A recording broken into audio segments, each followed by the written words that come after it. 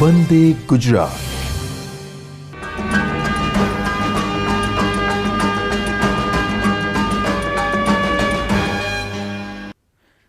ગુજરાત માધ્યમિક અને ઉચ્ચતર માધ્યમિક શિક્ષણ બોર્ડ દ્વારા આયોજિત શૈક્ષણિક પ્રોગ્રામમાં આપનું હાર્દિક સ્વાગત છે.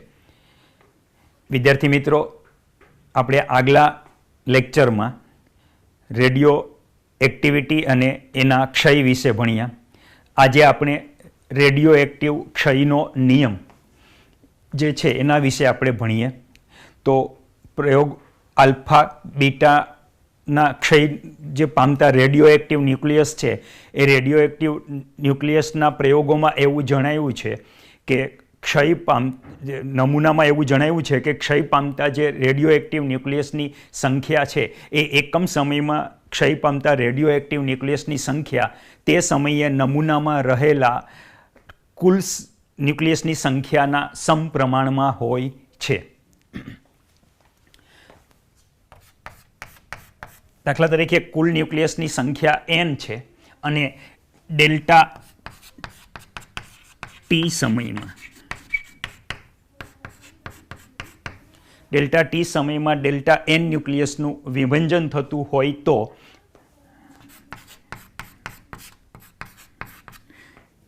Delta n by delta T proportional to n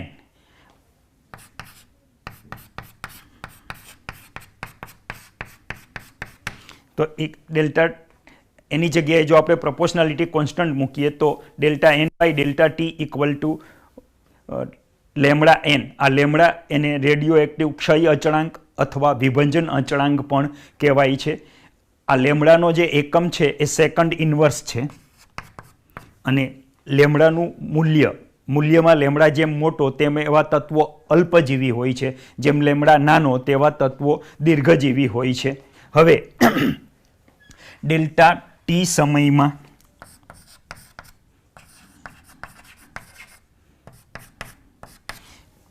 ન્યુક્લિયસની સંખ્યા n માં થતો ફેરફાર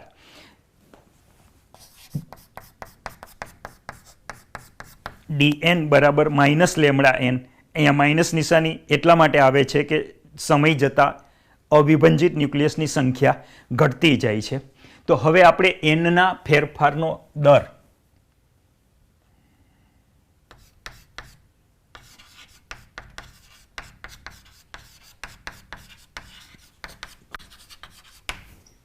અહીંયા આપણે લક્ષ લિમિટ 0 લીધેલું, limit delta T tends to 0 લીધેલું છે. તો dn by dt equal to minus lambda T.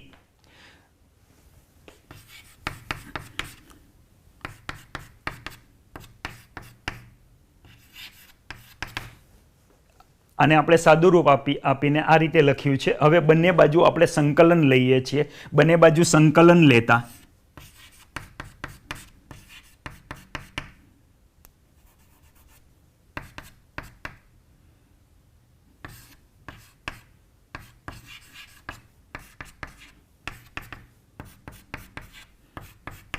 બંને બાજુ સંકલન લઈએ તો આપણે જ્યારે રેડિયો એક્ટિવ નમૂનો લઈએ ત્યારે એમાં T0 સમયે રેડિયો એક્ટિવ ન્યુક્લિયસની સંખ્યા N0 અને T સમયે રેડિયો એક્ટિવ ન્યુક્લિયસની સંખ્યા N છે. અને આનું આપણે સાદું રૂપ આપીએ તો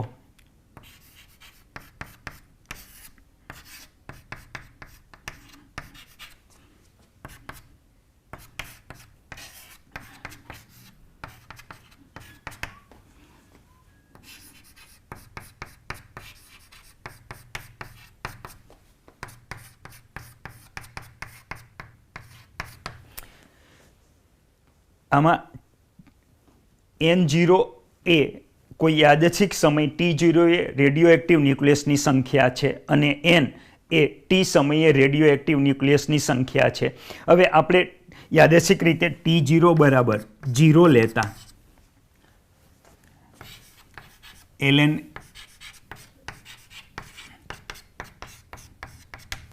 અને આપણે જો એન્ટીલોગ લઈએ તો અહીંયા મળશે n/n0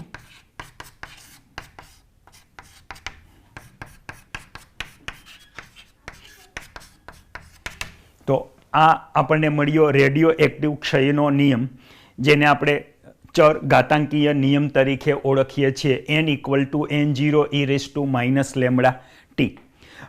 હવે ધારો કે t બરાબર 0 સમયે, હવે આપણે એના ઉપરથી t બરાબર 0 સમય એટલે આપણે 0 સમય જે લઈએ છીએ એ ક્યારનો કે આપણે જ્યારે રીડિંગ લેવાની શરૂઆત કરીએ તે, એના ઉપરથી આપણે વિભંજનના દરનું સૂત્ર મેળવીએ।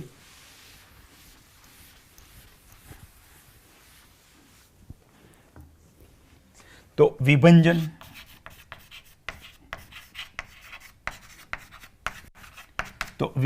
દર R = dn,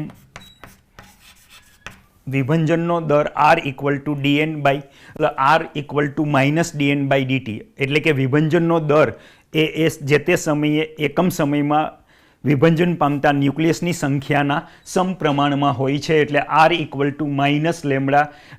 -dn/dt છે। હવે આપણે અહીંયા કિંમત મૂકીએ તો R = d/dt,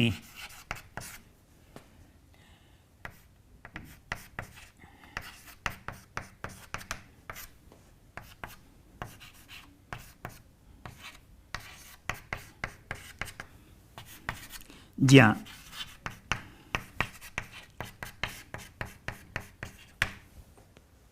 R0 = λn0 એ t બરાબર 0 સમયે વિભંજનનો દર છે। તો t સમયે જો ન્યુક્લિયસની સંખ્યા n હોય અને વિભંજનનો દર r હોય તો R = R0 e⁻λt, આ વિભંજનનો દરનું આપણને સૂત્ર મળ્યું। આ R અહીંયા એક્ટિવિટી તરીકે પણ ઓળખાય છે। તો આ વાત થઈ રેડિયો એક્ટિવ ક્ષયના નિયમની। વિદ્યાર્થી મિત્રો, હવે ત્યાર પછીનો આપણે ટોપિક લઈએ તો ત્યાર પછીનો ટોપિક છે અર્ધ આયુ।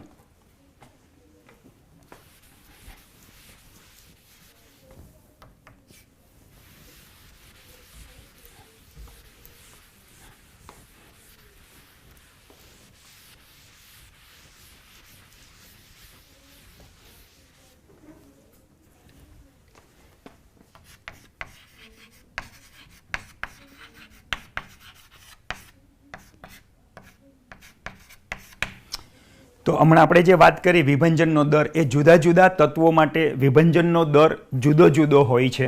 તો આ લક્ષણને વિશિષ્ટ રીતે રજૂ કરવાની સરળ રીત એટલે અર્ધ આયુ છે।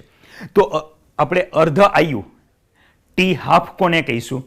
તો રેડિયો એક્ટિવ ન્યુક્લાઇડનો અર્ધ આયુ એટલે એનો નમૂનાના પ્રારંભમાં રહેલા રેડિયો એક્ટિવ ન્યુક્લિયસની સંખ્યા n0 થી ઘટીને n0/2 થાય તે માટેનો સમય એટલે કે તે અર્ધ આયુ છે, રેડિયો એક્ટિવ ન્યુક્લિયસનો અર્ધ આયુ। ફરીથી હું રિપીટ કરું છું વિદ્યાર્થી મિત્રો, જોઈજો કે રેડિયો એક્ટિવ ન્યુક્લાઇડનું અર્ધ આયુ એ નમૂનાના પ્રારંભમાં રહેલા રેડિયો એક્ટિવ ન્યુક્લિયસની સંખ્યા n0 થી ઘટીને n0/2 થવા માટેનો સમય એટલે અર્ધ આયુ।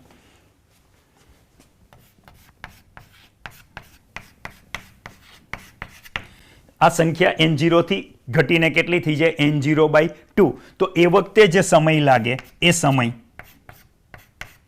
એટલે અર્ધ આયુ t½ હવે વિદ્યાર્થી મિત્રો, હમણાં જ આપણે આપણના આગલા ટોપિકમાં રેડિયો એક્ટિવ ક્ષયનો નિયમ લીધો, એ ચરઘાતાંકીય નિયમ તરીકે ઓળખાય છે। એ લખીએ તો n = n0 e⁻λt, આપણો હમણાં જ જે નિયમ આપણે તારવ્યો તે છે। હવે એમાં આપણે હમણાં જે વ્યાખ્યા લીધી એના પ્રમાણે જે સમય અને n0ની કિંમત મૂકીએ તો n = n0/2 થાય તે માટેનો સમય છે, માટે અહીંયા n = n0/2 અને t બરાબર t½ લેતા તો અહીંયા કિંમત મૂકીએ છીએ।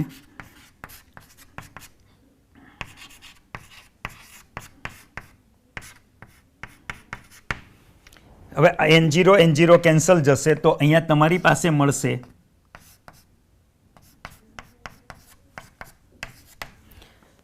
આ ક્રોસ ગુણાકાર કરીને આપણે સામસામે વિદ્યાર્થી મિત્રો ઉપર લીધેલા છે, એનું સાદુરૂપ આપેલું છે. હવે ત્યાર પછી આપણે શું કરીએ તો ત્યાર પછી એમનું સાદુરૂપ આપીએ તો એનો લોગેરિઝમની રીતે લેતા તો લેમડા ટી હાફ બરાબર ln2. તો લેમડા ટી હાફ બરાબર 2.log2 અને હજુ આગળ સાદુરૂપ આપીએ તો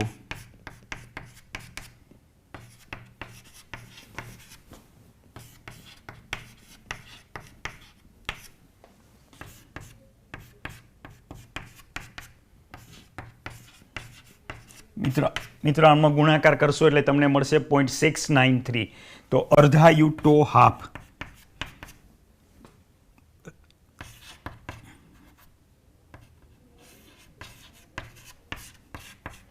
તો આ આવ્યું રેડિયો એક્ટિવ ન્યુક્લિયસના કોઈપણ માટેનું અર્ધા આયુ માટેનું સૂત્ર ટી હાફ બરાબર 0.693 બાય લેમડા. તમે જાણો છો કે લેમડા એ વિભંજન અચળાંક અથવા જેને ક્ષય અચળાંક કહીએ છીએ એ ક્ષય અચળાંક છે અને આ એમ વચ્ચેનો સંબંધ છે. અહીંયા ટો હાફ જે લેવાનું છે, અર્ધાયુ જે લઈએ છીએ એ વિદ્યાર્થી મિત્રો ધ્યાન રાખજો કે કેટલા સમયમાં ટો હાફ થયું તો સંખ્યા જે મૂળ ન્યુક્લિયસની સંખ્યા N0 થી N0/2 થાય છે તો એ જ સમયમાં જે R0 છે આપણે વિભંજનનો દર t બરાબર 0 સમયે R0 લીધો એ પણ એટલા સમયમાં ઘટીને R0/2 થશે અને એટલા સમયમાં ઘટીને R0/2 થાય તો એવું કહી શકાય કે એટલા સમયમાં એની એક્ટિવિટી પણ અડધી થતી હોય છે. આપણે એનો ગ્રાફ દોરીને સમજીએ.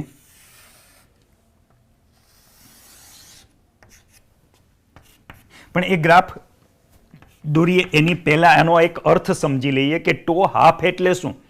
તો ટો હાફ એટલે એવું નથી કે કોઈનો અર્ધાયુ ધારો કે 6 વર્ષ છે તો 6 વર્ષ અર્ધાયુ છે તો 6 વર્ષે એના જે ન્યુક્લિયસની સંખ્યા N0 હતી એ N0/2 થઈ જાય અને બીજા 6 વર્ષ પસાર થાય એટલે એ 0 થઈ જાય એવું નથી, પરંતુ દર અર્ધ આયુના અંતે એની એક્ટિવિટી અથવા એના જે ન્યુક્લિયસની સંખ્યા હોય તે દર અર્ધાયુને અંતે જે હોય તેના કરતાં અડધી થતી જાય એવો મિનિંગ છે અને એના ગ્રાફ ઉપરથી સમજીએ.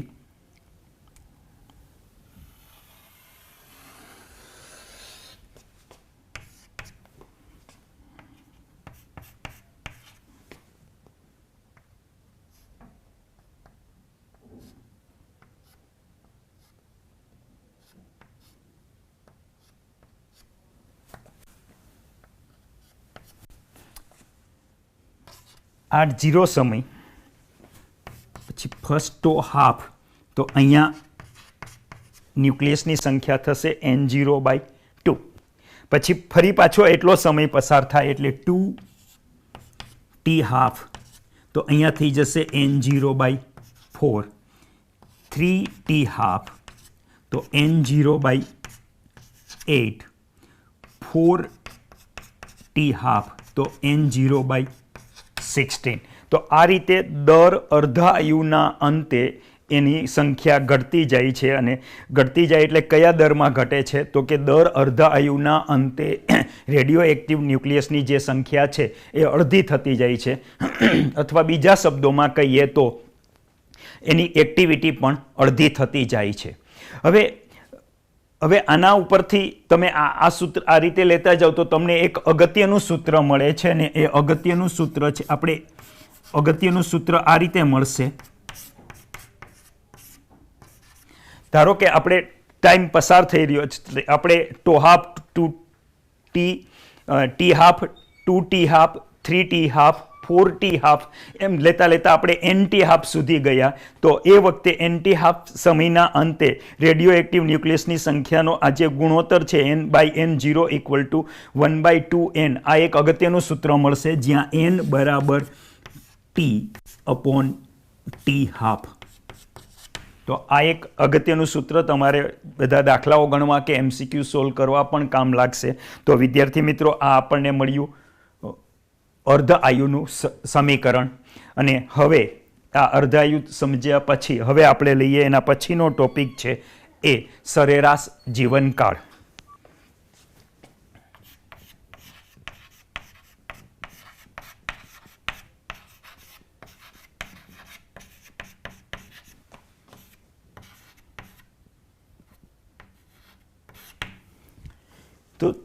ધારો કે ટી સમય અને ટી પ્લસ ડેલ્ટા ટી સમયના વચ્ચેના સમયગાળામાં, એટલે કે ડેલ્ટા ટી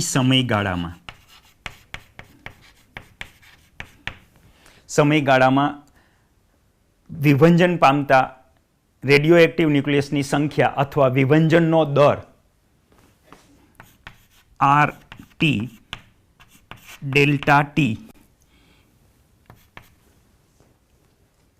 ટી સમયમાં વિભંજનનો દર અથવા વિભંજન પામતા ન્યુક્લિયસની સંખ્યા આર ટી ડેલ્ટા ટી આ કેટલી હોય તો તમે જાણો છો, હમણાં જ આપણે ઇક્વેશન લીધું તે પ્રમાણે.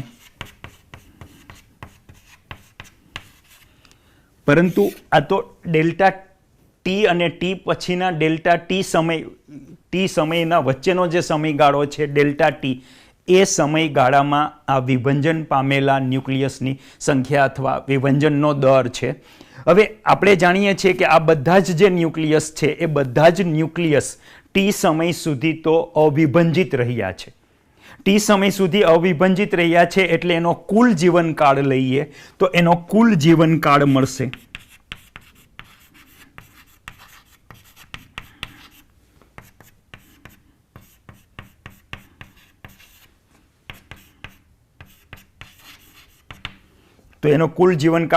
T lambda n0 e lambda T dt. અહીંયા ટી સમય સુધી બધા અવિભંજિત હતા એટલે બધા જ એટલા સમય સુધી નહીં, એમાં કોઈનો જીવનકાળ ટીથી ઓછો પણ હોઈ શકે તો કોઈનો ટીથી વધારે પણ હોઈ શકે. એટલે આપણે એના માટે શું વ્યાખ્યાયિત કરવું પડે કે સરેરાશ જીવનકાળ વ્યાખ્યાયિત કરવો પડે. અને સરેરાશ જીવનકાળ વ્યાખ્યાયિત કરવા માટે આ સમીકરણનું આપણે 0 થી લઈને ઇન્ફિનિટિવ સમય સુધી એનો સરવાળો કરવો પડે. અને એ સરવાળો આપણે t બરાબર 0 સમયે ન્યુક્લિયસની સંખ્યા n0 વડે ડિવાઈડ કરવો પડે. તો આપણે હવે એનું સરેરાશ જીવનકાળ ટોનું સૂત્ર મેળવીએ.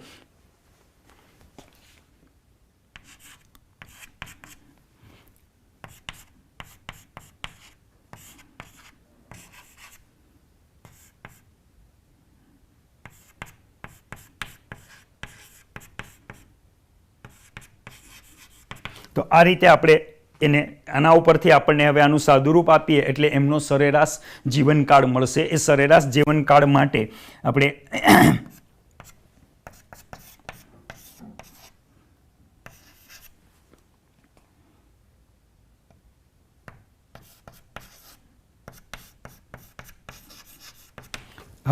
આ પદનું સંકલન કરીએ. સંકલનનો નિયમ એપ્લાય કરીને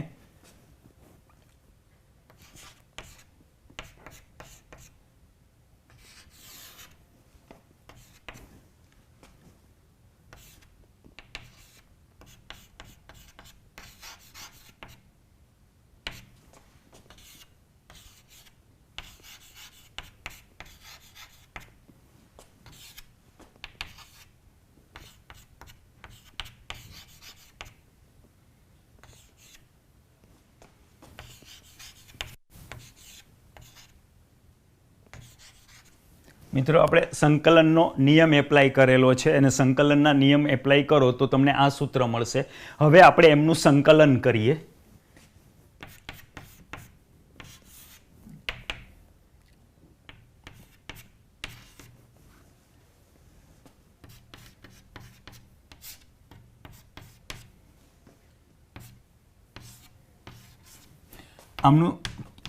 આમની કિંમત 1 થઈ જશે અને આમનું સંકલન આવશે e lambda T upon lambda.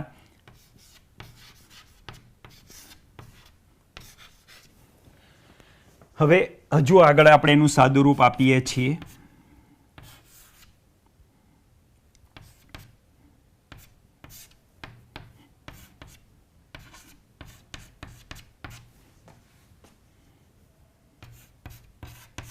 આ માઇનસે આ પ્લસ થઈ જશે અને હજુ આવશે સંકલન લેમડા ટી dt અને બંને સંકલનની જે લિમિટ છે એ 0 ટુ ઇન્ફિનિટિવની છે.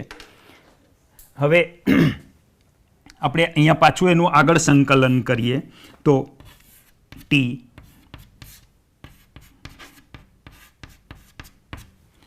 તો અહીંયા માઇનસ લેમડા આવશે એટલે આપણે એક સ્ટેપ ચાલો વધારે લખીએ તો આપણને આવું સંકલન મળશે e⁻ માઇનસ લેમડા અને 0 ટુ ઇન્ફિનિટી. તો આગળ હજુ સાદું રૂપ આપીએ તો minus T upon lambda e⁻ T. હવે આ માઇનસ ને માઇનસ, આ પ્લસ છે આ માઇનસ છે એટલે માઇનસ થઈ જશે 1/λ² અને અહીંયા આવશે 1/e⁻ટી અને આ આવશે આ રીતે. હવે આપણે એની કિંમતો મૂકી દઈએ તો પહેલાં આપણે અપર લિમિટની કિંમત મૂકીએ તો minus infinitive lambda e⁻ minus 1/λ² 1/e⁻ minus હવે 0. હવે લોઅર લિમિટની કિંમત મૂકીએ તો માઇનસ 0 લેમડા e⁻0 માઇનસ 1/λ² ગુણ્યા 1/e⁻0. તો મિત્રો આ પદ 0 થઈ ગયું અને આમાંથી માત્ર તમારી પાસે વધશે 1/λ², પણ માઇનસે પ્લસ થઈ જશે એટલે અહીંયા આપણને મળશે લેમડા ગુણ્યા 1/λ² અને એનું આગળ સાદું રૂપ આપીએ તો ટો ઇક્વલ ટુ 1/λ. તો આ મિત્રો આપણને મળ્યું સરેરાશ જીવનકાળ અથવા સરેરાશ આયુનું સૂત્ર. સરેરાશ આયુનું સૂત્ર મળ્યું ટો ઇક્વલ ટુ 1/λ. હવે હમણાં જ આપણે આગળનું સૂત્ર મેળવ્યું, એ સૂત્ર અને આ સૂત્ર બંનેની આપણે સરખામણી કરીએ તો આપણને એક અગત્યનો સંબંધ પણ મળશે અર્ધાયુ અને સરેરાશ જીવનકાળ માટે. તો અર્ધાયુ ટી હાફ બરાબર આપણી પાસે છે 0.693/λ, પરંતુ ટો ઇક્વલ ટુ 1/λ એટલે તમે અહીંયા લખો તો આવશે 0.693 ટો. અથવા આ કિંમત મૂકી એની પહેલાં આપણી પાસે સમીકરણ આવું હતું તો આપણે આમ પણ લખી શકીએ અને એને ટોને સૂત્રનો કરતા બનાવીએ મિત્રો તો અહીંયા મળશે આપણને 1.44 ટી હાફ. હવે આ જે રેડિયો એક્ટિવ ક્ષય થતો હોય છે ત્યારે અમુક રેડિયો એક્ટિવ નમૂનામાં એવું પણ જણાવ્યું છે કે અમુક રેડિયો એક્ટિવ ન્યુક્લિયસ આલ્ફા ક્ષયના ઉત્સર્જન દ્વારા વિભંજન પામતા હોય તો અમુક બીટા ક્ષય દ્વારા વિભંજન પામતા હોય છે. એટલે બંનેનું સાથે હોય તો એ વખતે આપણે એનો ક્ષય અચળાંક બંનેનો લઈએ તો ધારો કે આલ્ફા ક્ષય માટેનો વિભંજન અચળાંક લેમડા આલ્ફા અને બીટા ક્ષય માટેનો વિભંજન અચળાંક લેમડા બીટા હોય તો કુલ ક્ષય અચળાંક lambda equal to lambda alpha plus lambda beta મળશે. અને આની ઉપરથી તમે હમણાં જે મેળવેલું સૂત્ર છે આની સાથેનો સંબંધ લખો તો તમને ટો બરાબર આ રીતે પણ તમે લઈ શકશો lambda alpha plus lambda beta. અને આવું સંયુક્ત વિભંજન થતું હોય તો એને શાખા વિભંજન કહેવાય છે. અને હજુ આનું આજે આ જ સૂત્રનું તમે બીજી રીતે સાદુરૂપ આપો તો તમને એક અગત્યનું સૂત્ર મળશે 1/τ equal to 1/τ alpha plus 1/τ beta. તો આ રીતે અને આના ઉપરથી જો આગળ આની સાથેનો સંબંધ લઈએ તો મિત્રો તમને ખબર છે કે આ સૂત્ર પણ મળી શકે કે 1/t હાફ બરાબર 1/t half alpha plus 1/t half beta. તો આ વાત થઈ અર્ધાયુ સરેરાશ જીવનકાળ એમની વચ્ચેના સંબંધની. હવે આપણે કુદરતમાં એવા અમુક તત્વો પણ મળે છે કે જેનો અર્ધાયુ પૃથ્વીને જે આયુષ્ય છે એના કરતાં ઘણો બધો ઓછો છે. તો એવા તત્વો હાલમાં આપણને મળતા નથી. દાખલા તરીકે ટ્રિટિયમ, પ્લુટોનિયમ એનો અર્ધાયુ ખૂબ જ ઓછો હોવાના પરિણામે એ કુદરતમાં મળતા નથી, પરંતુ પ્રયોગશાળામાં બીજા તત્વોનું વિભંજન કરી અને આપણે એને મેળવી શકીએ છીએ.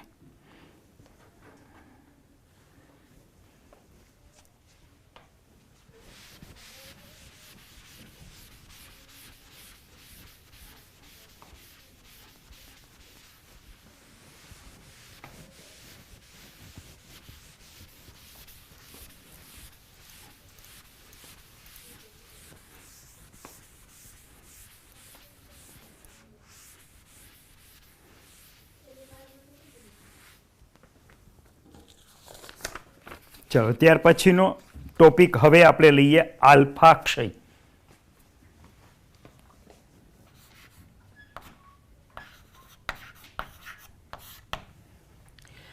તો આપણે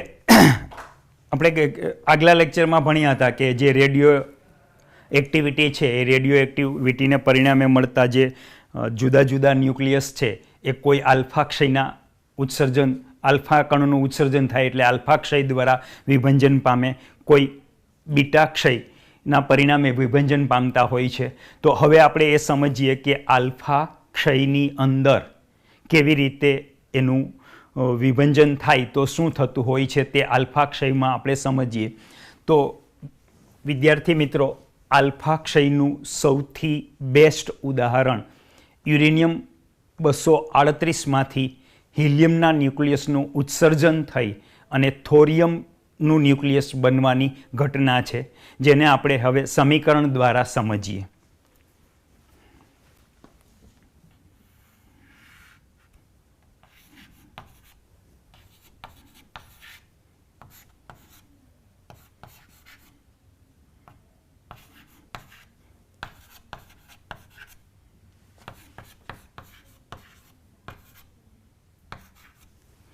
તો આ યુરેનિયમનું ન્યુક્લિયસ છે 92238, એનો 92 પરમાણુ ક્રમાંક છે, 238 એનો પરમાણુ દળાંક છે.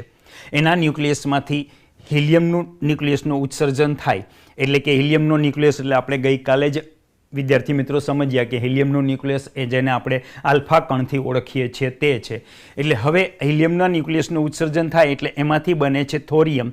એ થોરિયમ છે 9234 અને આ 34. હવે વિદ્યાર્થી મિત્રો, આવું કંઈક સમીકરણ તમને ક્યારેક સમતોલ કરવાનું પણ MCQમાં પૂછી શકે તો ધ્યાન રાખવાનું કે એના બંને બાજુના પરમાણુ દળાંક અને પરમાણુ ક્રમાંક સમાન થવા જોઈએ. તો હવે અહીંયા તમે જોઈ શકો છો કે આપણું જે યુરેનિયમ પરમાણુનું જે ન્યુક્લિયસ છે એમાંથી જ્યારે હિલિયમ પરમાણુના ન્યુક્લિયસનું ઉત્સર્જન થાય છે ત્યારે એનો જે મૂળ ન્યુક્લિયસ, જેને આપણે જનક ન્યુક્લિયસથી ઓળખીશું, તો એ જનક ન્યુક્લિયસમાંથી જ્યારે આલ્ફા કણનું એટલે કે હિલિયમ પરમાણુના ન્યુક્લિયસનું ઉત્સર્જન થાય ત્યારે બનતું નવું ન્યુક્લિયસ, જેને આપણે જનિત ન્યુક્લિયસના નામથી ઓળખીશું, એ જનિત ન્યુક્લિયસનો પરમાણુ ક્રમાંક જનક ન્યુક્લિયસના પરમાણુ ક્રમાંક કરતાં 2 જેટલો ઓછો હોય છે, જ્યારે એનો પરમાણુ દળાંક જે છે એ પરમાણુ દળાંક જનક તત્વના પરમાણુ દળાંક કરતાં 4 જેટલો ઓછો હોય છે. હવે આને આપણે રાસાયણિક સંકેતમાં સમજીએ.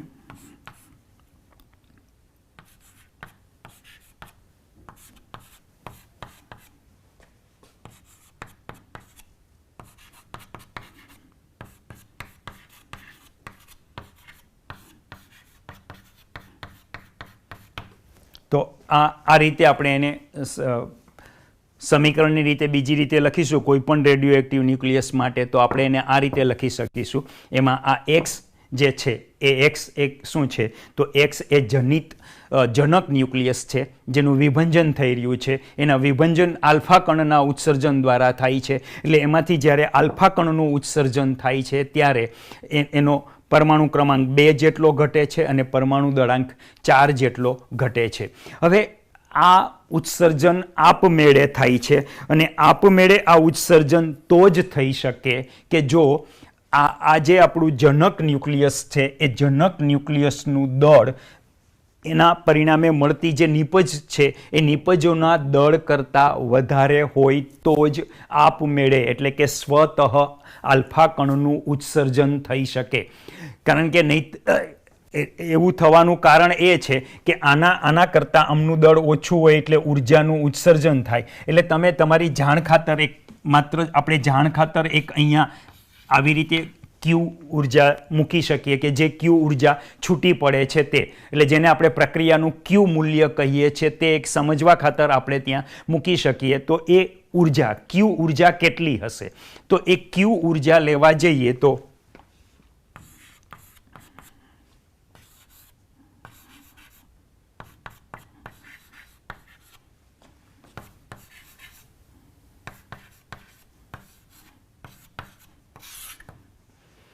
આ આપણે આઇન્સ્ટાઈનના દળ અને ઉર્જાના સમતુલ્યતા ઉપરથી મેળવેલું ઇક્વેશન છે કે અહીંયા છૂટી પડતી ઉર્જા કેટલી હશે? તો આમનું દળ વધારે છે આ બંનેના દળ કરતાં, તો આમના દળમાંથી આ બંનેના દળ બાદ કરતાં આપણને જે દળ ક્ષતિ મળે એને આપણે c² વડે મલ્ટીપ્લાય કરીએ અને c² વડે મલ્ટીપ્લાય કરવાને પરિણામે આપણને જે દળ ક્ષતિ મળે એને c² વડે મલ્ટીપ્લાય કરીએ એટલે આપણને જે ઉર્જા મળે એ પ્રક્રિયાનું ક્યુ મૂલ્ય છે. અને આ ઉર્જા શરૂઆતમાં આ બધા જની ગતિ ઉર્જા સ્વરૂપે રહેલી હોય છે. હવે ક્યારેક એવું બને કે આપણે જે ન્યુક્લિયસ લીધેલું છે જનક ન્યુક્લિયસ, જો એ જનક ન્યુક્લિયસ સ્થિર હોય તો આ ઉર્જા એ એના નિપજોની ગતિ ઉર્જા સ્વરૂપે હોય છે. તો આ વાત થઈ વિદ્યાર્થી મિત્રો આલ્ફા ક્ષય માટેની. અને ત્યાર પછીનો બીજો ટોપિક લઈએ તો એ છે બીટા ક્ષય.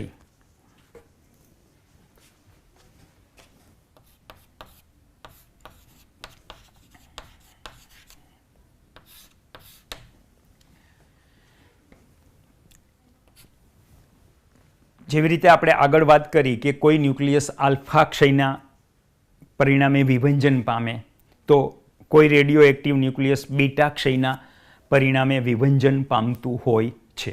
હવે આ જ્યારે બીટા ક્ષય થાય છે ત્યારે એમાં એના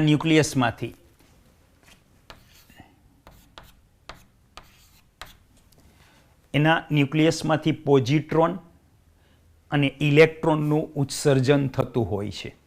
પોઝિટ્રોન અને ઇલેક્ટ્રોનનું ઉત્સર્જન થાય છે અને એના પરિણામે એ બીટા ક્ષયથી એનું વિભંજન થાય છે. તો એ બીટા ક્ષયથી થતું વિભંજન આપણે ઉદાહરણ લઈને સમજીએ.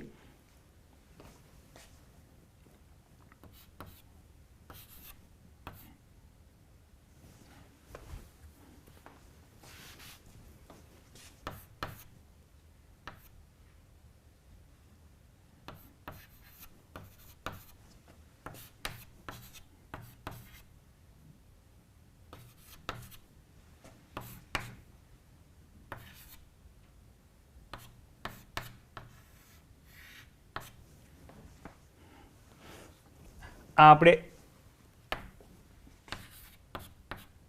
અહીંયા વિદ્યાર્થી મિત્રો આપણે ઇલેક્ટ્રોનનું ન્યુક્લિયસમાંથી ઉત્સર્જન લઈ અને બીટા ક્ષય સમજાવેલું છે. તો તમે જોઈ શકો છો કે ફોસ્ફરસ જે 15 પરમાણુ ક્રમાંક અને 32 પરમાણુ દળાંક ધરાવે છે એમાંથી જ્યારે એક ઇલેક્ટ્રોન, આ ઇલેક્ટ્રોન એટલે માઇનસ બીટા કણ જેને આપણે કહીએ તે, એનું જ્યારે ઉત્સર્જન થાય છે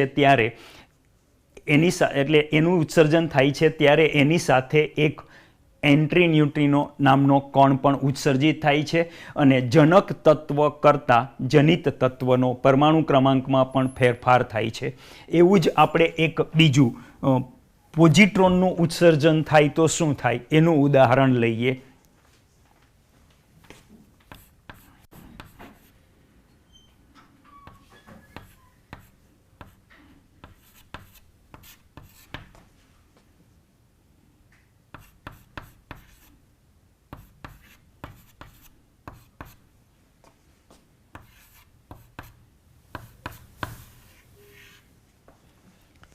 તો આ રીતે જ્યારે પોઝિટ્રોનનું ઉત્સર્જન થાય ત્યારે તમે અહીંયા મેં ઉદાહરણ આપેલું છે સોડિયમ 1122, આ સોડિયમ 11 પરમાણુ ક્રમાંક 22 એનો પરમાણુ દળાંક છે. એમાંથી જ્યારે એક પોઝિટ્રોન, આ પોઝિટ્રોન એટલે શું, જેને આપણે પ્લસ બીટા કણ પણ કહીએ છીએ અહીંયા તે, એટલે પ્લસ બીટા કણ એટલે કે પોઝિટ્રોનનું ઉત્સર્જન થાય ત્યારે એની સાથે ન્યુટ્રિનો નામના કણનું ઉત્સર્જન થાય છે. જ્યારે આ પોઝિટ્રોન વિશે સમજી લઈએ તો આ પોઝિટ્રોન છે એ ઇલેક્ટ્રોનનો પ્રતિકણ છે. મતલબ કે એના બધા જ ગુણધર્મો કોના જેવા છે, તો ઇલેક્ટ્રોન જેવા છે. ઇવન એનું દળ પણ ઇલેક્ટ્રોન જેટલું છે, માત્ર ફરક ઇલેક્ટ્રોનનો વિદ્યુતભાર ઋણ છે તો પ્રોટોનનો વિદ્યુતભાર પોઝિટ્રોનનો વિદ્યુતભાર ધન છે. તો આ જે થાય છે એમાં તમને અહીંયા આમનો જે આ બીટા ક્ષયનું જ્યારે આ બીટા ક્ષય પામે આ ફોસ્ફરસ, ત્યારે એમનો જે સરેરાશ જીવનકાળ છે એ લગભગ 14.3 દિવસ હોય છે, જ્યારે અહીંયા એનો 2.6 વર્ષ છે. તો આ જ્યારે આનું વિભંજન થતું હોય છે ત્યારે એનો આ અર્ધાયુ ટી હાફ સમય પણ બતાવેલો છે. તો આ ટી હાફ એનો આટલો સમય હોય છે. હવે અહીંયા તમે જોઈ શકશો કે બીટા કણના ઉત્સર્જનમાં અથવા બીટા કણના ક્ષયમાં આપણને 2 પ્રકારના કણ મળે છે કે જેને આપણે 2 પ્રકારે થાય છે. એટલે 2 પ્રકારના કણ, જેને આપણે એકને ઇલેક્ટ્રોન એકને પોઝિટ્રોન કહ્યો, અથવા માઇનસ બીટા કણ અને પ્લસ બીટા. હવે આ ઉત્સર્જન થાય ત્યારે માઇનસ બીટા ક્ષય લઈએ તો આ માઇનસ બીટા ક્ષય છે. આ માઇનસ બીટા ક્ષયમાં તમે જોઈ શકો છો કે આનો જે પરમાણુ ક્રમાંક હતો એ પરમાણુ ક્રમાંકમાં કરતાં અહીંયા પરમાણુ ક્રમાંકમાં 1નો વધારો થયો. એટલે કે બીટા ક્ષયમાં માઇનસ બીટા ક્ષયની અંદર જો માઇનસ બીટા ક્ષય પામીને બીટા ક્ષયથી વિભંજન થાય તો જનક તત્વના પરમાણુ ક્રમાંક કરતાં જનિત તત્વનો પરમાણુ ક્રમાંક 1 જેટલો વધી જાય છે.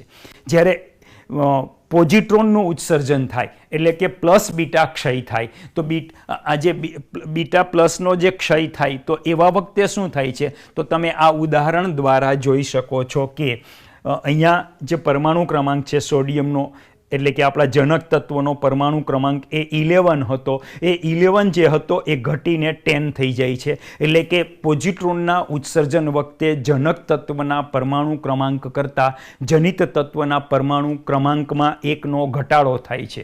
પણ તમે બંને ઉદાહરણમાં જુઓ તો બંને ઉદાહરણમાં થી એક પણ ઉદાહરણમાં એનો જે પરમાણુ દળાંક છે એ પરમાણુ દળાંકમાં કોઈ પણ પ્રકારનો ફેરફાર થતો નથી. હવે આ કણની વાત કરીએ તો આ જે કણ છે એ એન્ટી ન્યુટ્રિનો અને ન્યુટ્રિનો, આ કણ એક ખૂબ જ હલકા કણ છે. ખૂબ જ હલકા કણ એટલે એનું દળ ઇલેક્ટ્રોનના દળ કરતાં પણ ખૂબ જ ઓછું છે. અને એની બીજા કણો સાથેની જે આંતરક્રિયા છે એ બીજા કણો સાથેની આંતરક્રિયા એકદમ નહિવત છે. અને બીજા કણો સાથેની આંતરક્રિયા એકદમ નહિવત હોવાના પરિણામે એ દ્રવ્યના વિપુલ જથ્થામાંથી, ખૂબ જ મોટો દ્રવ્યનો જથ્થો આવેલો હોય અને એમાંથી એ પસાર થઈ જાય, એટલે કે આરપાર પસાર થઈને આરપાર નીકળી જાય તો પણ એને ઓળખી શકાતા નથી. દ્રવ્યનો વિપુલ જથ્થો એટલે લગભગ માનો ને કે પૃથ્વીની આરપાર નીકળી જાય તો પણ એ કણ નહિવત એવી આંતરક્રિયા કરે છે. એટલે પૃથ્વીની આરપાર નીકળી જાય તો પણ આપણને એના વિશે ખ્યાલ આવતો નથી. તો આ જે કણ છે એ ન્યુટ્રિનો અને એન્ટી ન્યુટ્રિનો છે. અને શરૂઆતમાં આ કણ વિશે જ્યારે માહિતી નહોતી ત્યારે વૈજ્ઞાનિકોને એવું લાગ્યું કે જે વેગમાન સંરક્ષણનો નિયમ છે એ વેગમાન સંરક્ષણનો નિયમ આ બીટા ક્ષયની અંદર ખોટો પડે છે. પરંતુ ત્યાર પછી પૌલી નામના વૈજ્ઞાનિકે આ કણની માહિતી આપી અને આ કણની માહિતી આપી અને એમણે સાબિત કર્યું કે આ પ્રક્રિયામાં પણ વેગમાન સંરક્ષણના નિયમનું પાલન થાય છે. હવે એ વેગમાન સંરક્ષણ પછી આપણે આગળ વાત કરીએ તો આની મૂળભૂત પ્રક્રિયા લખીએ તો આની મૂળભૂત પ્રક્રિયા, વિદ્યાર્થી મિત્રો, આની મૂળભૂત પ્રક્રિયા હું લખું છું. પહેલાં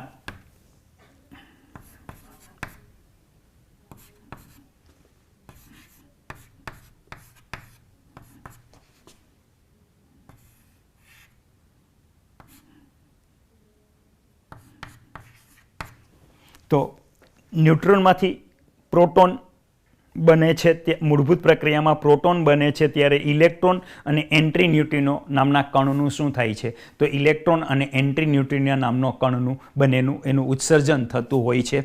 જ્યારે બીજી પ્રક્રિયા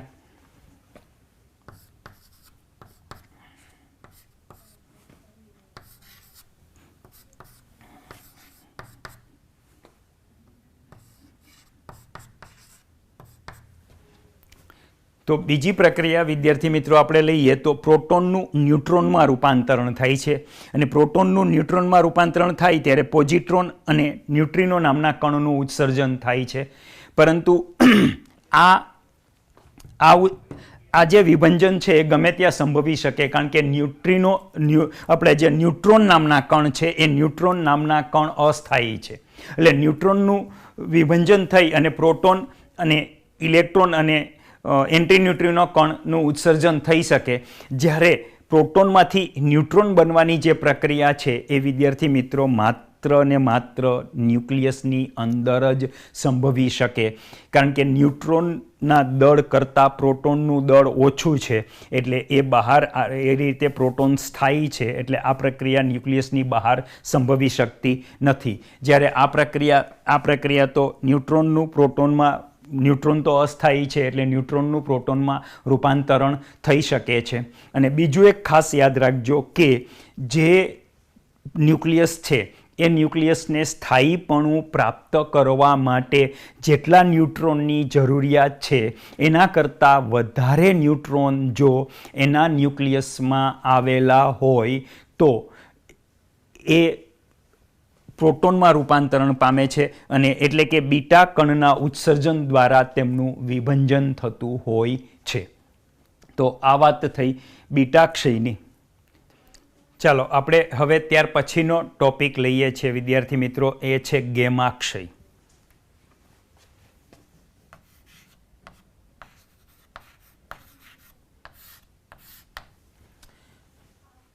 જેવી રીતે તમે આગલા ચેપ્ટરમાં પરમાણુના ઉર્જા સ્તર વિશે ભણ્યા કે પરમાણુમાં અનિયમિત ઉર્જા સ્તર હોય છે, તેમાં તેની ધરા અવસ્થા અને જુદી જુદી ઉત્તેજિત અવસ્થાઓ હોય છે. તે જ રીતે અહીંયા પણ જે ન્યુક્લિયસ છે એ ન્યુક્લિયસમાં પણ આવા અનિયમિત ઉર્જા સ્તર, ધરા સ્થિતિ અને ઉત્તેજિત અવસ્થાઓ પણ આવેલી હોય છે.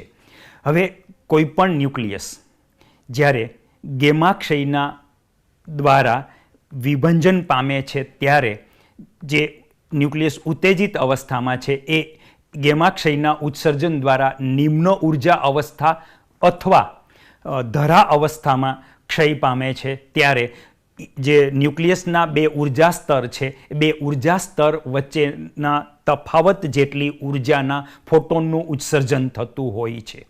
હવે તમે જે આપણે હમણાં પરમાણુની વાત કરી કે પરમાણુમાં ઉર્જા સ્તર છે, ન્યુક્લિયસમાં ઉર્જા સ્તર છે, તો પછી ફરક ક્યાં છે?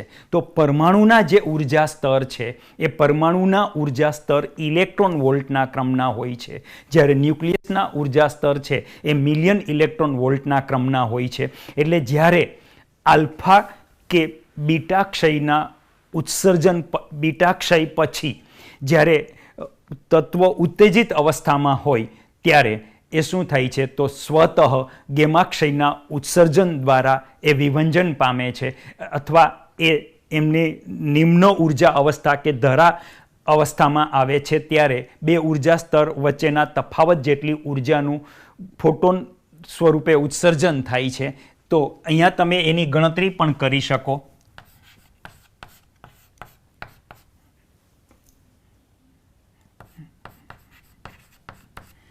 વિદ્યાર્થી મિત્રો, તમે એની ગણતરી પણ અહીંયા કરી શકો કે અહીંયા ઉત્સર્જાતી તરંગ લંબાઈ લેમડા કેટલી હશે. તો અહીંયા તમે લેમડા લેવા જાઓ તો H અને C ની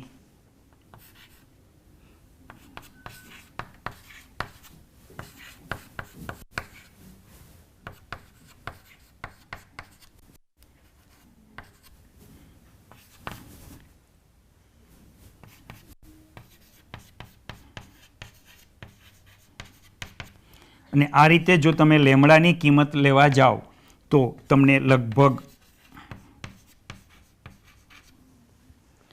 લેમડાનું મૂલ્ય મળે છે 0.0012 નેનોમીટર અને આટલી તરંગ લંબાઈ એ રેડિયો આપણા જે તમે 8મા ચેપ્ટરમાં ભણ્યા વિદ્યુત ચુંબકીય વર્ણપટ એ વર્ણપટના આ ગેમા વિભાગમાં આવે છે એટલે આપણે આને ગેમા વિકિરણથી પણ ઓળખીએ છીએ.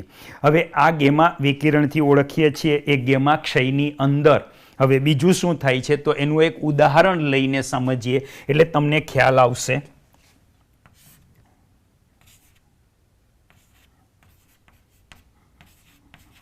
ધારો કે આ કોબાલ્ટ છે.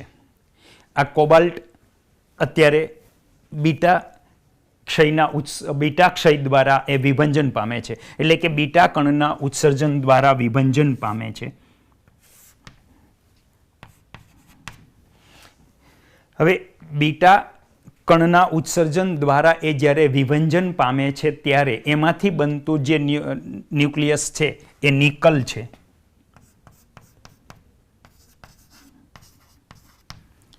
પરંતુ હમણાં આપણે વાત કરી તેમ કે આ જે ન્યુક્લિયસ છે હજુ ઉત્તેજિત અવસ્થામાં છે.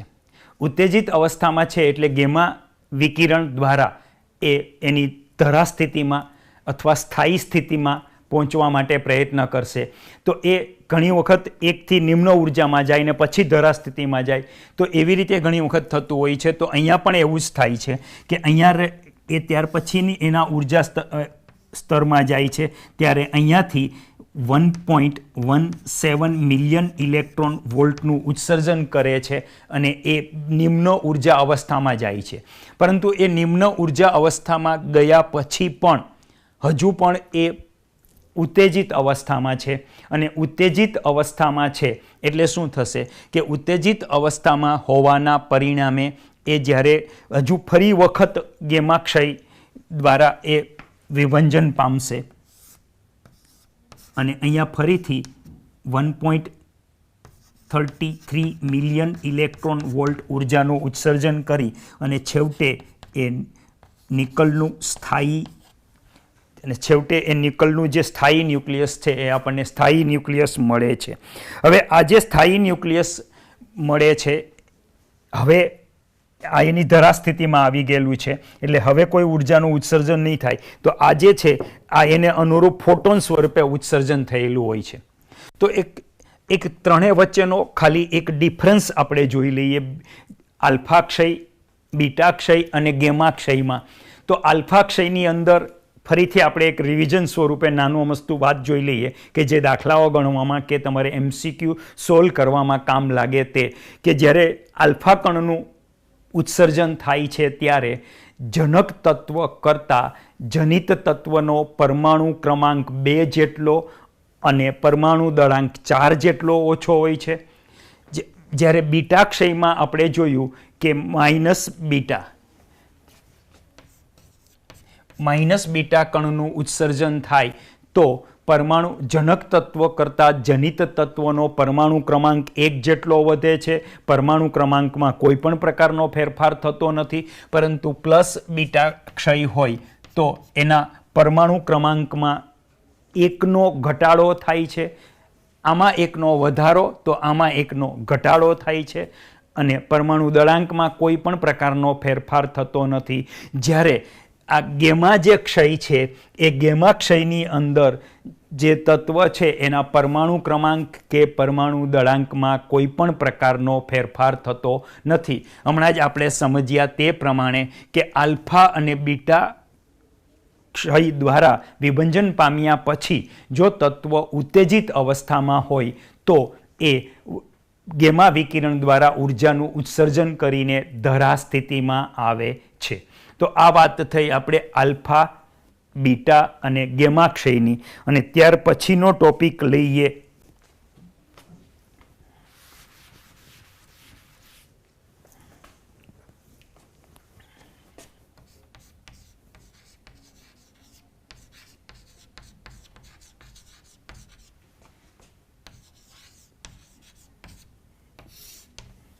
ન્યુક્લિયર ઉર્જા.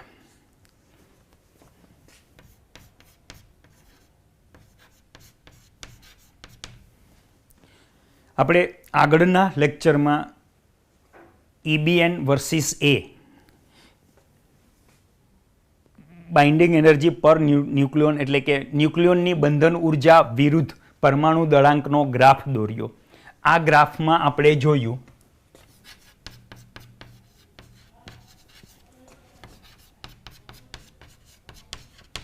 તો જેનો પરમાણુ દળાંક એ 30 થી લઈને A = 117 સુધીના જે તત્વો છે એના ન્યુક્લિયસ વધારે સખ્તાઈથી જકડાયેલા છે અથવા એમની બંધન ઉર્જા જે છે બાઇન્ડિંગ એનર્જી પર ન્યુક્લિયોન એટલે ન્યુક્લિયોન દીઠ બંધન ઉર્જા છે એ વધારે છે અને લગભગ 8 મિલિયન ઇલેક્ટ્રોન વોલ્ટ જેટલી અચળ છે. 8 મિલિયન ઇલેક્ટ્રોન વોલ્ટ જેટલી અચળ છે. હવે એનાથી ત્યાર પછી આપણે જે A ઇઝ લેસ ધેન 30 અને A ઇઝ લેસ ધેન 170 માટે જોઈએ તો આમની જે બાઇન્ડિંગ એનર્જી છે એ બાઇન્ડિંગ એનર્જી ન્યુક્લિયોન દીઠ બાઇન્ડિંગ એનર્જી છે એ આ 8 મિલિયન ઇલેક્ટ્રોન વોલ્ટ કરતાં ઓછી છે અને એ ઓછી હોવાના પરિણામે આની આ ન્યુક્લિયસની બંધન ઉર્જા ઓછી છે જ્યારે આની વધારે છે એટલે આ વધારે સખ્તાઈથી જકડાયેલા છે. હવે આનું આપણે વિશ્લેષણ સમજીએ તો આ જે ન્યુક્લિયસની બંધન ઉર્જા વધારે છે જ્યારે આમના ન્યુક્લિયસની બંધન ઉર્જા ઓછી છે એટલે આવા ઓછી બંધન ઉર્જા ધરાવતા ન્યુક્લિયસનું જો વધારે બંધન ઉર્જા ધરાવતા ન્યુક્લિયસમાં રૂપાંતરણ થાય તો ઉર્જાનું ઉત્સર્જન થતું હોય છે અને એ ઉર્જાનું ઉત્સર્જન થતું હોય છે એ ઉર્જાનું ઉત્સર્જન આપણે સમજીએ. ધારો કે કોઈ ભારે ન્યુક્લિયસ એટલે જેનો પરમાણુ દળાંક એ ઇઝ ગ્રેટર ધેન 170 કરતાં પણ વધારે હોય એવા કોઈ ભારે ન્યુક્લિયસનું વિભંજન થાય અને આ વચગાળાના ન્યુક્લિયસમાં રૂપાંતરણ પામે ત્યારે ઉર્જાનું ઉત્સર્જન થાય છે અને આ પ્રક્રિયાને ન્યુક્લિય વિખંડનની પ્રક્રિયા કહે છે. અને એનાથી ઉલટું કે કોઈ હલકા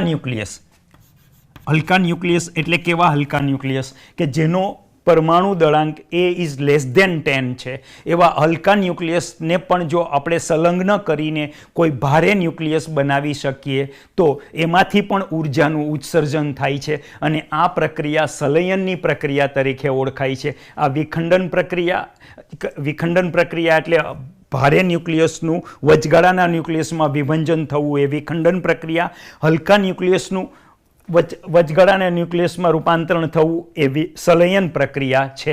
અને આપણા જે વ્યવહારમાં જોવા મળતા જે પ્રચલિત ઉર્જા સ્ત્રોત છે જેવા કે કોલસો કે પેટ્રોલિયમ એની અંદર ઉષ્માક્ષેપક રાસાયણિક પ્રક્રિયાઓને પરિણામે આપણને ઉર્જા મળતી હોય છે અને એ ઉર્જા ઇલેક્ટ્રોન વોલ્ટના ક્રમની હોય છે જ્યારે આ વિખંડન અને સંલયનના પરિણામે મળતી જે ઉર્જા છે એ ઉર્જા મિલિયન ઇલેક્ટ્રોન વોલ્ટના ક્રમની હોય છે.